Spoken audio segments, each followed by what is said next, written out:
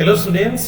আজি আমি এইটো ক্লাছত বিশেষকৈ কিম ADRE2.0 কাৰণে তোমালোকৰ প্ৰিপাৰেচনত ইংলিছ গ্ৰামাৰত কিমানখিনি কথা তোমালোকে জানিব লাগিব কি শিকিলে বিশেষকৈ তোমালোকৰ ইংলিছত বিশেষকৈ গ্ৰামাৰৰ কাৰণে কোনো ধৰণৰ অসুবিধা যাতে নাহে তাৰ বিষয়ে আজি আমি আলোচনা কৰিম আৰু শিকিম বিশেষকৈ মই গুৰুত্ব দিছোঁ তোমালোকৰ বেসিক্সখিনি প্ৰথমতে কমপ্লিট কৰাৰ কাৰণে ইংৰাজী গ্ৰামাৰত বিশেষকৈ তোমালোকে জানাই যে সেন্টেন্স বা এই গ্ৰামাৰখিনি শিকোতে আমি ক্লাছ 7 8 9 10 এইখিনিৰ অকমান কনসেপ্টখিনি আমি পাহৰি গৈছোঁ সো মই ভাবো এইখিনি যদি তোমালোকে কনসেপ্টখিনি ক্লিয়াৰ কৰি লোৱা তেতিয়া তোমালোকৰ কাৰণে যথেষ্টখিনি সুবিধা হ'ব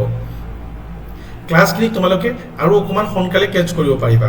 ঠিক আছে সো 7 8 9 10 ত যিমানখিনি আমি শিকি আহিছোঁ সেই অভাৰভিউ গোটেইখিনি যে সেন্টেন্সটো কি হয় কেনেকেনো আমি সেন্টেন্সবিলাক বনাব পাৰোঁ বিশেষকৈ দৰকাৰ পৰাত বনাবতো নাহে অবভিয়াসলি বাট যদি আমি অভাৰভিউ বা তাৰ যদি কনসেপ্টখিনি জানো তেতিয়াহ'লে আমাৰ কাৰণে বেছি সুবিধা হয় ঠিক আছে সো সেন্টেন্সৰ বিশেষকৈ মই এতিয়া চাওঁ ওয়েবসাইট আমাৰ যিটো ওয়েবসাইট আছে assamguides.com তাত গ'লে গোটেইখিনি তোমালোকে পাই যাবা ইয়াৰ নোটছ যিমানখিনি লাগে তোমালোকক গোটেইখিনি নোটছ তাত এভেইলেবল আছে ঠিক আছে assamguides.com বুলি তোমালোকে টাইপ কৰিবা টাইপ কৰাৰ পিছত ইয়াতে এছামিছত গোটেইখিনি নোটছ এভেইলেবল আছে তোমালোকে পঢ়িবৰ কাৰণে কোনো ধৰণৰ অসুবিধা যাতে নহয় সেইকাৰণে আমি এছামিছত এই গোটেইখিনি নোটছ প্ৰিপেয়াৰ কৰিছোঁ তাত যদি কিবা এটা ফুলফুটি থাকি যায় ইয়াতে তোমালোকে কমেণ্ট বক্সত কমেণ্ট কৰিব পাৰিবা এতিয়া কথাটো হ'ল সেন্টেন্সটো কি আমি যদি অসমীয়াত চাওঁ তেতিয়াহ'লে বিশেষকৈ সেন্টেন্স হৈছে বিশেষকৈ দুটা ৱৰ্ড যদি আমি একলগ কৰোঁ তেতিয়াহ'লে কি নিশ্চয় এইটো সেন্টেন্স এটা হৈ যায় যেনেকৈ ক'ব পাৰোঁ আই এটা হৈছে ৱৰ্ড আই গ' এতিয়া আই আৰু গ'টো একলগ হৈ কিনে কি হৈছে এটা বাক্য হৈছে আৰু ইংলিছত আমি কি ক'ব পাৰোঁ সেন্টেন্স বুলি ক'ব পাৰোঁ সো ইয়াতে যদি চোৱা বিশেষকৈ আমি চাওঁ তলত আহি কিনে চাওঁ সেন্টেন্সক বিশেষকৈ ইয়াৰ যদি ইংৰাজী ব্যাকৰণত বাক্যক সাধাৰণতে ইয়াৰ কাৰ্য আৰু গঠনৰ ওপৰত ভিত্তি কৰি ইয়াক মূলতঃ কেইটা ভাগত পাঁচটা ভাগত ভাগ কৰা হৈছে ঠিক আছে পাঁচটা ভাগত ভাগ কৰা হৈছে ইংৰাজী ব্যাকৰণত বাক্যক সাধাৰণতে কাৰ্য আৰু গঠনৰ ওপৰত ভিত্তি কৰি পাঁচটা মূল ভাগত ভাগ কৰা হয় তো কি এইবিলাক আমি এতিয়া জানিব লাগিব এতিয়া প্ৰথমটো হৈছে এছাৰ্টিভ বা বৰ্ণনামূলক বাক্য ঠিক আছে এছাৰ্টিভ নাইবা বৰ্ণনামূলক বাক্য মই ক'ম তোমালোকে এখন নোটছ বহি উলিয়াই লোৱা বহিখনত তোমালোকে একদম লিখি যাবা এটাকে লিখি যাবা যদিও বা এইখিনি বস্তু এভেইলেবল আমাৰ ৱেবছাইটত তোমালোকে গ'লে পাবাই assamguides.com গ'লে পাবাই বাট তোমালোকে যদি বহি বা নোটছ হিচাপত যদি এইখিনি কথা লিখি লোৱা মই ভাবোঁ তোমালোকৰ কাৰণে বেছি আৰু ভাল হ'ব ঠিক আছে কাৰণ তেতিয়া তোমালোকে সেইটো মনোযোগ দি আৰু সোনকালে আয়ত্ত কৰিব পাৰিবা তো এইটো কথাটো হ'ল এছাৰ্টিভ বা ডিক্লেৰেটিভ সেন্টেন্স বা বৰ্ণনামূলক বাক্য ঠিক আছে এতিয়া এছাৰ্টিভ বাক্যনো কোনবিলাক হয় তাৰ বিষয়ে আমি জানিম কিন্তু তাৰ আগতে আমি পঢ়ি লৈছোঁ যে বাক্যনো কোনবিলাক বা কেনেকৈনো আমি গঠন কৰিব পাৰোঁ আৰু আমি সেই বাক্যবিলাক বনোৱা সহজত পিছত আমি কেনেকৈনো প্ৰব্লেমবিলাক আমি সলভ কৰিব পাৰিম ঠিক আছে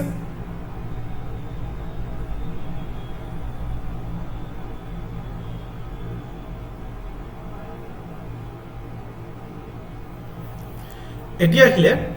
নেক্সট বাক্যটো আহিলে ইণ্টাৰোগেটিভ সেন্টেন্স বা প্ৰশ্নসূচক বাক্য ঠিক আছে দ্বিতীয়টো হৈছে ইণ্টাৰোগেটিভ সেন্টেন্স বা প্ৰশ্নসূচক বাক্য সো তোমালোকে হয়তো অসমীয়াত কোৱাৰ লগে লগে বুজিয়ে পাই গৈছে যে প্ৰশ্নসূচক বাক্যনো কোনবিলাক হ'ব পাৰে ঠিক আছে যেনেকৈ উদাহৰণ যদি আমি চাওঁ ক'ত যায়হে আপুনি নিশ্চয় সেইটো এটা প্ৰশ্নমূলক আপোনাৰ নামটোনো কি ঠিক আছে সো এনেকুৱা ধৰণৰ কিছুমান বাক্যক আমি কি কওঁ ইণ্টাৰোগেটিভ সেন্টেন্স বুলি কওঁ বুজি পালে নিশ্চয় তোমালোকে প্ৰথমটো হৈছে বৰ্ণনাসূচক বাক্য অৰ্থাৎ যিবিলাক বাক্যয়ে বৰ্ণনা কিবা এটা বাক্য বৰ্ণনা কৰে তেতিয়া আমি সেই বাক্যবিলাকক এছাৰ্টিভ বুলি ক'ব পাৰোঁ তাৰপিছত ইণ্টাৰোগেটিভ হৈছে যিবিলাকে প্ৰশ্ন সোধে এতিয়া 3 নম্বৰ বাক্যটো হৈছে ইম্পাৰেটিভ সেন্টেন্স যিবিলাকে আদেশ উপদেশ অনুৰোধসূচক বাক্য সেইবিলাক বুজায় যে আদেশ দিয়াৰ কাৰণে কাৰোবাক যদি আদেশ দিছে আপুনি বাক্যটোৱে কাৰোবাক যদি এডভাইচ দিছে কাৰোবাক যদি ৰিকুৱেষ্ট কৰিছে তেনেকুৱা ধৰণৰ বাক্যবিলাকক সাধাৰণতে আমি ইম্পাৰেটিভ সেন্টেন্স বুলি কওঁ ইম্পাৰেটিভ সেন্টেন্স ঠিক আছে ইম্পাৰেটিভ সেন্টেন্স অৰ্থাৎ আদেশ উপদেশ বা অনুৰোধসূচক বাক্যবিলাকক আমি ইম্পাৰেটিভ সেন্টেন্স বুলি ক'ব পাৰোঁ হৈ গ'ল আমি তিনিটা সেন্টেন্স অলৰেডি গমেই পালোঁ সেন্টেন্স যেহেতু 5 ভাগত ভাগ কৰিছে তাৰে তিনিটা আমি গম পালো এছাৰ্টিভ ইন্টাৰোগেটিভ আৰু ইম্পাৰেটিভ এটা অপটেটিভ কোনখিনি য'ত ইচ্ছা আকাংক্ষা আৰু প্ৰাৰ্থনাসূচক বাক্য ঠিক আছে প্ৰাৰ্থনা কৰিছো কাৰোবাক আমি তো তেনেকুৱা ধৰণৰ বাক্যবিলাকক আমি সেন্টেন্সবিলাকক গম পাম ইয়াতে তলত আমি চামেই আমি গোটেইবিলাক আলোচনাই কৰিম তলত সো সেইবিলাক আৰু অকণমান বহলাইভাৱে আমি এক্সাম্পল সহকাৰে আগবাঢ়িম তাৰ আগতে তোমালোকে সেইটো নিশ্চয় গমেই পাইছা যে ইচ্ছা আকাংক্ষা আৰু প্ৰাৰ্থনাসূচক বাক্যবিলাকক সাধাৰণতে অপটেটিভ সেন্টেন্স বুলি কোৱা হয় ঠিক আছে তাৰপিছত এক্সক্লেমেটৰী সেন্টেন্স আবেগ বা বিস্ময়সূচক বাক্যবিলাকক আমি এক্সক্লেমেটৰী সেন্টেন্স বুলি ক'ব পাৰোঁ এতিয়া আমি তলত অকণমান এটা বহলাই আলোচনা কৰি চাওঁ যেনে বৰ্ণনামূলক বাক্য বা এছাৰ্টিভ সেন্টেন্সনো কোনবিলাক যেনে ধৰি লোৱা যেনে বাৰ্ডছ ফ্লাই অৰ্থাৎ চৰাই উৰে এইটো কি হৈছে এটা বাক্যৰ বৰ্ণনা কৰি দিয়া হৈছে যে চৰাই উৰিছে বাৰ্ডছ ফ্লাই মানুহ মৰণশীল মেন ইজ মৰ্টেল সো কিবা এটা বাক্যৰ বৰ্ণনা কৰা হৈছে ঠিক একেদৰে ইয়াতে যদি চাওঁ আমি Guwahati is a large city Guwahati এখন বৃহৎ চহৰ ইয়াতে তোমালোকে ফুল হোৱা বুলি নাভাবিবা কাৰণ আগতে গুৱাহাটী লিখা হৈছিলে সো এইটো যেহেতু মেক্সিমাম গ্ৰামাৰত এইটো ইউজ কৰা হৈছে সেইকাৰণে তোমালোকৰ সুবিধাৰ কাৰণে বুজাৰ কাৰণে এই বাক্যটো এই শব্দটো ব্যৱহাৰ কৰা হৈছে বাকি গুৱাহাটী বুলি এনেকৈ লিখা হৈছে এনে আমি গুৱাহাটী বুলি লিখি ন GUWHATI তেনেকৈও লিখে আৰু এইটো আগতে লিখা হৈছিলে কাৰণে এইটো লিখা হৈছে ঠিক আছে আৰু ইয়াতে দিয়া হৈছে আই ডু নট লাভ হিম মই তেওঁক ভাল নাপাওঁ সো এনেকুৱা ধৰণৰ বাক্য হৈছে কি বৰ্ণনামূলক বাক্য ঠিক একেদৰে ইয়াতে দিয়া আছে these are not my books এইবোৰ মোৰ কিতাপ নহয় ঠিক আছে তাৰপিছত দিয়া আছে he did not go to school yesterday কালি হি স্কুললৈ যোৱা নাছিল he did not go to school yesterday কালি হি স্কুললৈ যোৱা নাছিল সো এই ধৰণৰ বাক্য অৰ্থাৎ ঘটনা এটাৰ বিৱৰণ যেহেতু দিয়া হৈছে ইয়াতে কুৱেশ্যন সোধা নাই কিন্তু তোমালোকে মন কৰিছানে অৰ্থাৎ ঘটনাটো কিবা এটা ষ্টেটমেণ্ট ৰাখিছে যাৰ কাৰণে তোক ষ্টেটমেণ্ট আমি সেন্টেন্স বুলি ক'ব পাৰোঁ আৰু এটা বস্তু মন কৰা বাক্যটোৰ শেষত একদম শেষৰ পিনে এটা ফুল ষ্টপ ব্যৱহাৰ কৰা হৈছে অৰ্থাৎ তোমালোকে ৰুলছ গমেই পালা বাক্য এটা শেষ হ'ব ষ্টেটমেণ্ট দিয়া হ'ব আৰু শেষত ফুল ষ্টপ বহিব যেনেকৈ ইয়াতে দিয়া হৈছে তাই দোকানলৈ গৈ আছে she is going to the store so এই বাক্যটো বিশেষকৈ এটা ষ্টেটমেণ্ট ৰখা হৈছে সো ইতিমধ্যে আমি বহুতখিনি ইয়াতে বাক্য আমি চালোঁ য'ত এটা ঘটনাৰ বিৱৰণ দিয়া হৈছে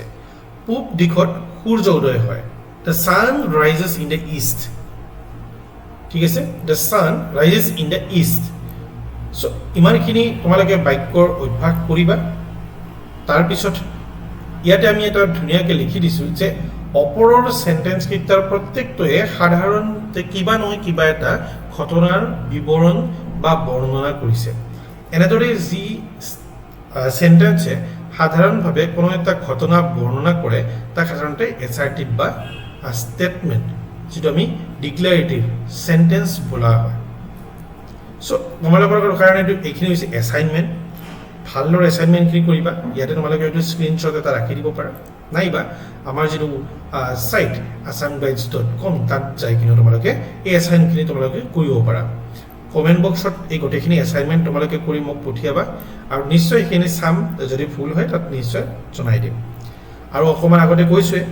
এছাৰ্টিভ সেন্টেন্সত সাধাৰণতে কি বুলি কোৱা হয় আমি ষ্টেটমেণ্ট সেন্টেন্স বুলিও ক'ব পাৰোঁ কাৰণ ইয়াত শেষৰ পিনে এটা ফুল ষ্টপ বহোৱা হয় যেনেকৈ আমি অসমীয়াত বিশেষকৈ দাঢ়িটো বহাই কিনে বাক্য এটা শেষ কৰোঁ ঠিক একেদৰে ইংৰাজীৰ ক্ষেত্ৰতো এটা ফুল ষ্টপ বহাই আমি ষ্টেটমেণ্ট মানে যিটো বাক্য সেইটো আমি শেষ কৰোঁ বুজি পালা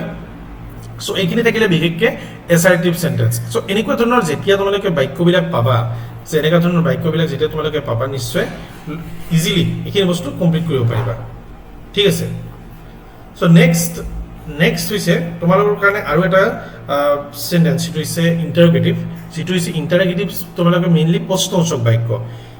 প্ৰশ্নসূচক যিয়ে কুৱেশ্যন কৰে অৰ্থাৎ কিবা এটা বস্তু তোমালোকক যদি কোনোবাই কুৱেশ্যন সোধে তেতিয়াহ'লে তোমাক কি ক'বা নিশ্চয় এইটো ইণ্টাৰগেটিভ চেণ্টেন্স যেনেকৈ is he a good boy বা have you a pen do you go' there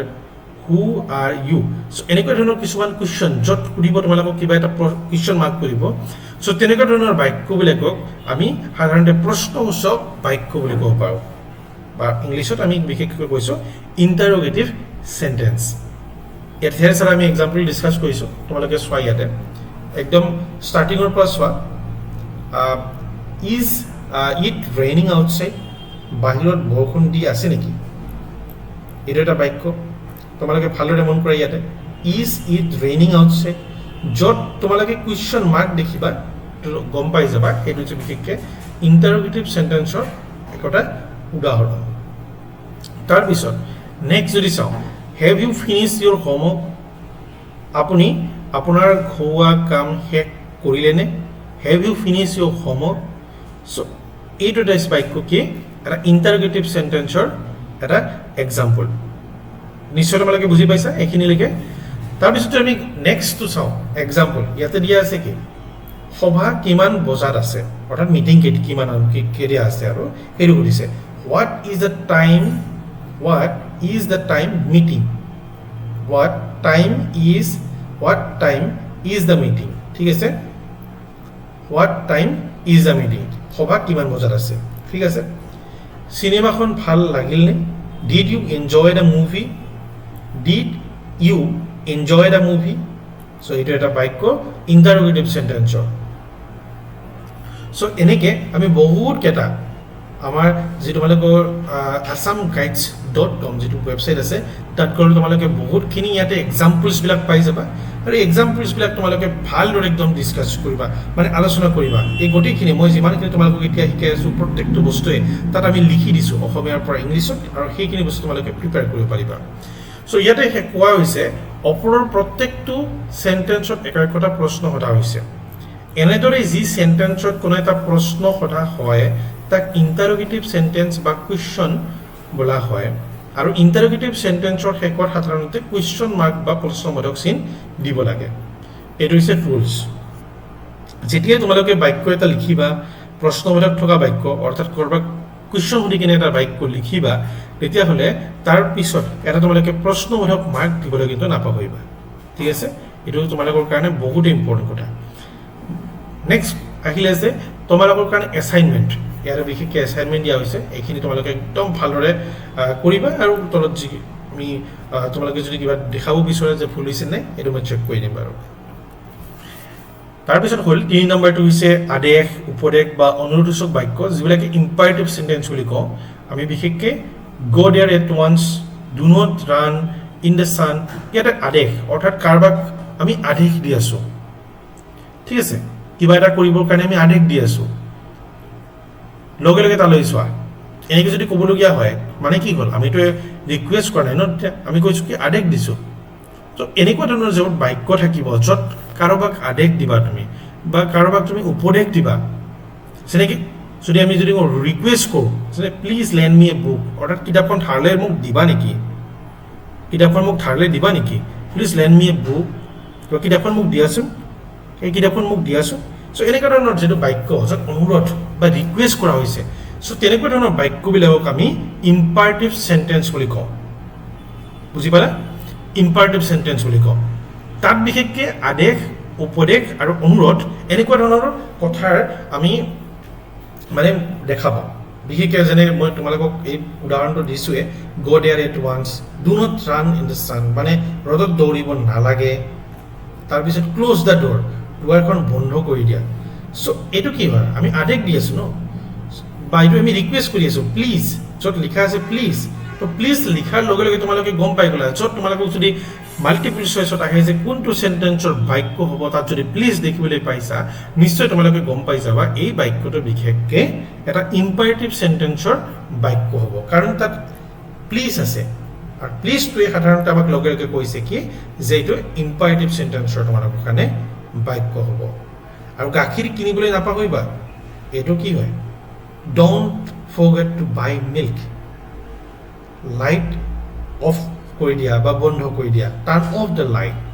so এনেকুৱা ধৰণৰ বাক্যবিলাক আমি ইম্পাৰেটিভ সেন্টেন্স বুলি কওঁ। সো এইখিনি যে তোমালোকক নোটছ হিচাপত দি দিছোঁ। অপৰৰ সেন্টেন্স তিনিটা ক্ৰমে আদেশ, উপদেশ আৰু অনুৰোধ কৰা বুজাইছে। এনেদৰে যি সেন্টেন্সে কোনো আদেশ, উপদেশ বা অনুৰোধ প্ৰকাশ কৰে তাক ইম্পাৰেটিভ সেন্টেন্স বোলা হয়। ঠিক আছে? আৰু ইম্পাৰেটিভ সেন্টেন্সৰ শেষত ফুল ষ্টপ বহে আৰু সাবজেক্ট ইউ উজ্জ থাকে, উজ্জ হিচাপত থাকে। ডাইৰেক্টলি ইউ গ তেনেকৈ ধৰণৰ নাথাকি কিনে অকণমান উজ্জ ভাৰ্বত দিয়া থাকে। তদুপৰি এনেধৰণৰ সেন্টেন্সবিলাক প্ৰেজেন্ট টেন্সৰ হয়। এই বাক্যবিলাক যদি আমি টেন্সত যাওঁ, টেন্স হয়তো আমি আৰু আলোচনা কৰিম, ডিটেইলত আলোচনা কৰিম। প্ৰত্যেকটো টেন্সৰ বিষয়ে আমি বাক্যৰ বহুত কেইটা উদাহৰণ চাম, উদাহৰণৰ সহায়ত আমি বুজিম। তথাপি কৈছোঁ এনেকুৱা ধৰণৰ বাক্যবিলাকক সাধাৰণতে প্ৰেজেন্ট টেন্স বুলি ধৰা হয়। বুজি পালে? সো ইমানখিনি মই বিশেষকৈ তোমালোকক তিনিটা টেন্সৰ বিষয়ে মই বুজাই দিলোঁ। আৰু এছাইনমেণ্টখিনি কিন্তু তোমালোকে কৰিবলৈ নাপাহৰিবা। এছাইনমেণ্ট হৈছে বিশেষকৈ এইখিনি, ইয়াতে এছাইনমেণ্ট দিয়াই আছে যে মোক কিতাপখন দিয়া, দুৱাৰখন বন্ধ কৰা অনুগ্ৰহ কৰি। সো এনেকুৱা ধৰণৰ বাক্যবিলাক তোমালোকে ইংলিছত বিশেষকৈ লিখাৰ কাৰণে যত্ন কৰিবা, অনুবাদ কৰিবলৈ যত্ন কৰিবা। ঠিক আছে? এতিয়া আহিলে অপটেটিভ সেন্টেন্স। অপটেটিভ সেন্টেন্স অৰ্থাৎ ইচ্ছা, কাৰোবাৰ যদি ইচ্ছা, আকাংক্ষা আৰু প্ৰাৰ্থনাসূচক যদি বাক্য ভাৱ প্ৰকাশ পায়, তেনেকুৱা ধৰণৰ বাক্যবিলাকক কোৱা হ'ব অপটেটিভ সেন্টেন্স বুলি। যেনে আপোনাৰ জন্মদিনটো বৰ সুন্দৰ হওক, may you have a wonderful birthday. May you have a wonderful birthday. So এইটো কি হয়? আমি ইচ্ছা কৰিছোঁ, উইচ কৰিছোঁ যে আপোনাৰ যাতে বাৰ্থডেটো ভাল হৈ যাওক। সো এই ধৰণৰ যিটো বাক্য হ'ব, তো তেনেকুৱা ধৰণৰ বাক্যবিলাকক আমি অপটেটিভ সেন্টেন্স বুলি ক'ব পাৰোঁ। ঠিক আছে? এইটো তোমালোকক মই বিশেষকৈ বুজাই দিলোঁ। এতিয়া চোৱা তলত, I wish you success in your new job. আপোনাৰ নতুন চাকৰিটো সফলতা কামনা কৰিলোঁ। I wish you success in a new job. য'ত উইচ কৰা থাকিব, চিম্পল যিকোনো বাক্যত যেতিয়া তোমালোকে উইচ দেখিবলৈ পাবা, মে দেখিবলৈ পাবা ইংলিছত, এইটো এটা মে দেখিবলৈ পাইছা, হোপ দেখিবলৈ পাইছা। হোপ মিনছ আশা কৰা। ঠিক আছে? হোপ মিনছ আশা কৰা। সো হোপ যদি দেখিবলৈ পাইছা, সো তেনেকুৱা ধৰণৰ বাক্যবিলাকৰ তোমালোকে বুজি পাবা যে ইচ্ছা, আকাংক্ষা বা প্ৰাৰ্থনাসূচক বাক্য হ'ব। আৰু ইয়াক আমি ইংলিছত অপটেটিভ সেন্টেন্স বুলি কওঁ। বুজি পালা? আপোনাৰ সপোনবোৰ বাস্তৱায়িত হওক। আই হোপ ইউ ফিল বেটাৰ চুন। আই হোপ ইউ ফিল বেটাৰ চুন। তাৰপিছত দিয়া আছে মে ইউৰ ড্ৰিমছ কাম ট্ৰু। আপোনাৰ নিৰাপদ যাত্ৰাৰ কামনা কৰিলোঁ। আপোনাৰ নিৰাপদ যাত্ৰা কামনা কৰিলোঁ। মে ইউৰ ড্ৰিমছ কাম ট্ৰু।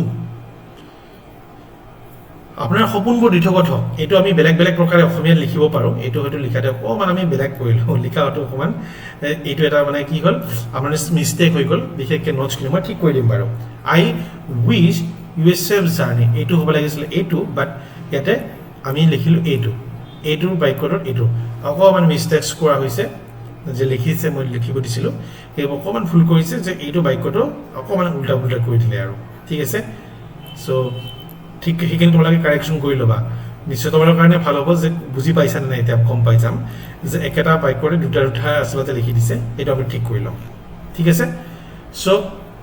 এতিয়া যদি চাওঁ অপটেটিভ সেন্টেন্সবিলাক কেনেদৰে, একেদৰে যি সেন্টেন্সে বক্তাৰ ইচ্ছা, আকাংক্ষা বা প্ৰাৰ্থনা প্ৰকাশ কৰে তাকেই অপটেটিভ সেন্টেন্সৰ ওপৰত তিনিটা, বিশেষকৈ আমি যদি চাওঁ ইচ্ছা, আকাংক্ষা আৰু প্ৰাৰ্থনা প্ৰকাশ কৰা হৈছে। এই সেন্টেন্সবোৰ সাধাৰণতে মে ভাৰ্বটো প্ৰথমতে ব্যৱহাৰ কৰা হয়। মে মই আগতে ক'লোৱেই, হোপ, আই হোপ, য'ত য'ত মে দেখিবলৈ পাবা, উইচ দেখিবলৈ পাবা, হোপ দেখিবলৈ পাবা,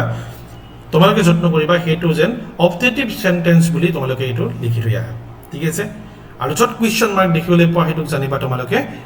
ইণ্টাৰোগেটিভ সেন্টেন্স বুলি গম পাবা। চ' এইবিলাক হৈছে কিছুমান আইডেণ্টিফাই কৰাৰ কাৰণে আমাৰ বিশেষকৈ আমি এছামিছ মিডিয়ামত যিহেতু পঢ়িছোঁ, গতিকে তোমালোকৰ কাৰণে আইডেণ্টিফাই কৰাৰ কাৰণে কিছুমান মাৰ্ক তোমালোকে সেইবিলাক পইণ্ট দিব লাগিব। আৰু শেষত এতিয়া যদি চাওঁ আমি একদম শেষত, সেইটো হৈছে এক্সক্লেমেটৰী সেন্টেন্স। ঠিক আছে? যিয়ে আৱেগ বা বিস্ময়সূচক বাক্য বুজায়। ঠিক আছে? আৱেগ বুজায়। চ' আৱেগ বুলি কোৱাৰ লগে লগে তোমালোকৰ মনত হয়তো বিভিন্ন ধৰণৰ মাইণ্ডত আহিব যে আৱেগ বুলি কোৱাৰ লগে লগে কাৰ কথা মনত আহে। ঠিক আছে? চ' ঠিক হওক। চ' সেই টেন্সটো বিশেষকৈ আমি সেই সেন্টেন্সটো ক'ম এক্সক্লেমেটৰী সেন্টেন্স ইয়াতে দিয়া আছে কি যে সুন্দৰ সূৰ্যাস্ত what a beautiful sunset so এইবিলাক বিশেষকৈ গ্ৰামাৰৰ পৰা মই লৈ লৈছো কাৰণ তোমালোকৰ বুজাত অকমান অসুবিধা হ'ব বেলেগ যদি বাক্য লওঁ হঠাৎকে তেতিয়ালে অকমান বুজাত অসুবিধা পাবা এনেকুৱা ধৰণৰ বাক্যবিলাক তোমালোকে অলৰেডি পঢ়ি আহিছা এই কাৰণে এইবিলাক বাক্যই মই ইয়াতে উদাহৰণ হিচাপে তোমালোকক মই বুজাই দিছো ঠিক আছে বিশ্বাস কৰিব পৰা নাই আমি জয় হলো আই ক্যানট বিলিভ উই won ঠিক আছে সেই অভিনয় কিমান আচৰিত আছে হাউ অ্যামেজিং দ্যাট পাৰফৰম্যান্স ওয়াজ কি যে বৰ এটা কি লিখিছে কি যে বৰ ভাল ধাৰণা what a great idea so এনেকুৱা ধৰণৰ যিবিলাক বাক্য হ'ব য'ত আবেগ সূচাব বিস্ময় সূচাব ঠিক আছে সো তেনেকুৱা ধৰণৰ বাক্যবিলাকক আমি এক্সক্লেমেটৰী সেন্টেন্স বুলি ক'ব পাৰোঁ বুজি পালা ইয়াতে যদি চোৱা কি আচৰিত হোৱাট এ সাৰপ্ৰাইজ ইয়াতে দিয়া আছে কি আচৰিত বা হোৱাট এ সাৰপ্ৰাইজ তাৰপিছত দৃশ্যটো কিমান আচৰিত হাউ ওয়ান্ডাৰফুল দ্য ভিউ ইজ দৃশ্যটো কিমান আচৰিত সো এই ধৰণৰ বাক্যবিলাকক আমি এক্সক্লেমেটৰী সেন্টেন্স বুলি ধৰিব পাৰোঁ বুজি পালা সো ইয়াতে চোৱা what a fine birds it is how lovely the rose is ওপৰৰ প্ৰত্যেকটো সেন্টেন্সে বক্তাৰ মনৰ আবেগ বা এইটো কি কৈছে ইচ্ছা ভাৱ প্ৰকাশ পাইছে বাক্যটো অসমীয়াত টাইপিং মিষ্টেক হৈছে এনেদৰে যি সেন্টেন্সে মনৰ আবেগ আৰু ইচ্ছা প্ৰকাশ কৰে তাকে এক্সক্লেমেটৰী সেন্টেন্স বুলি কোৱা হয় বুজি পালা সাধাৰণতে হোৱাট আৰু হাউৰে এই বাক্যবিলাক আৰম্ভ হয় আৰু শেষত এটা ভাৱবোধক চিন আৰু ইংলিছত এক্সক্লেমেশ্যন মাৰ্ক এটা বহে সো বিশেষকৈ তোমালোকে মাৰ্ক দেখি কিনেও এতিয়া বুজিবলৈ পাৰিবা যে সেন্টেন্স আসলতে আমি কেনেকৈ বাছনি কৰিব পাৰোঁ ঠিক আছে প্ৰথমতে এইটো হৈছে সেন্টেন্স কাক বোলে যে এটাতকৈ যদি শব্দ মানে বেছি থাকে তেতিয়াহ'লে আমি শব্দবিলাক লৈ এটা বাক্যৰ গঠন হয় আৰু সেই বাক্য আমি ইংলিছত কি বুলি কওঁ সেন্টেন্স বুলি কওঁ যেনেকৈ ইয়াতে কৈছিলোঁ আৰু সেন্টেন্সক ভাগ কৰা হৈছে বিশেষকৈ ইয়াৰ গঠন আৰু কাৰ্যৰ ওপৰত নিৰ্ভৰ কৰি 5 ভাগত ভাগ কৰা হৈছে এইখিনি ৰিভিজন দিলোঁ সো এইখিনি থাকিলে বিশেষকৈ তোমালোকৰ সেন্টেন্সৰ ক্লাছ য'ত তোমালোকে বুজি পালা যে সেন্টেন্সত আমি কেনেকৈ কৰিব লাগিব এছাৰ্টিভ হওক ইণ্টাৰগেটিভ হওক ইম্পাৰেটিভ অপটেটিভ এক্সক্লেমেটৰী আৰু সেন্টেন্স আছে এফাৰ্মেটিভ আৰু নেগেটিভ সো তাৰ বিষয়ে আমি নেক্সট সেইটো ক্লাছত আমি আৰু বহলাই অকণমান আলোচনা কৰিম আৰু ভালদৰে চাম হ'ব আৰু যে নোটছ পাতিখিনি লাগে তেতিয়াহ'লে তোমালোকে জাষ্ট গুগলত যাবা আৰু সাৰ্চ কৰিবা assamguides.com বুলি সাৰ্চ কৰিবা তাত সাৰ্চ কৰিলে গোটেইখিনি নোটছ তোমালোকে এনেকৈ অসমীয়া মিডিয়ামত পাই যাবা বিশেষকৈ আমি গোটেইখিনি ফ'কাছ কৰিছোঁ এছামিজ মিডিয়ামৰ কাৰণে হয়তো আগন্তুক আমি ইংলিছ মিডিয়ামৰ কাৰণে ট্ৰাই কৰিম কিন্তু এইখিনি তোমালোকে চাবা সো এইখিনি থাকিলে তোমাৰ ক্লাছ থেংক ইউ